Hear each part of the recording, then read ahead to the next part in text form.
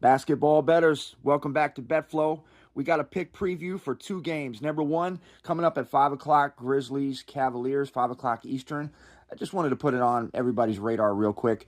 We're not touching Ja Morant pregame again. We went down that road against New York. He got his looks, he got his minutes. There's just something going on upstairs with him. I don't think it's physical at all. But I do want to say this, especially for potential trade value, because right now his trade value is just bottom of the barrel. They may intentionally try to get him going once again and give him his minutes and give him his looks.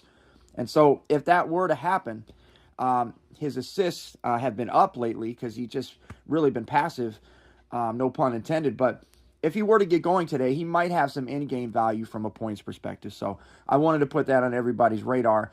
If he were to get going and the game were to stay within that 10 to 15 point window, and it looks like there might be a chance that he could play in the fourth quarter, that it's not as big a blowout potential as it was in New York, keep an eye on some in-game points value going over for Ja Morant.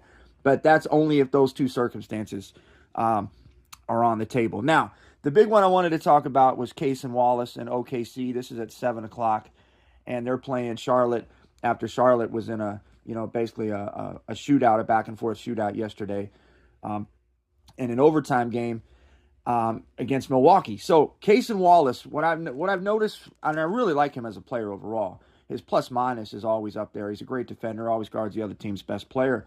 But from an offensive standpoint, he is the guy that gets left alone. If you watched their last game, the Lakers highlights, Luka Doncic basically on vacation on defense. And Cason Wallace seems to know it too. He just kind of stands at the three-point line. Every once in a while he'll get a touch, maybe take a quick step because he's still got all the offensive skills that he had at Kentucky. He's still quick as a hiccup and still has a decent shot.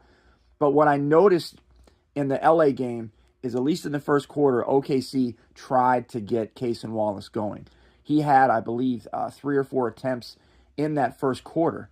It was definitely because he's basically been under 35% shooting for the last 3 games.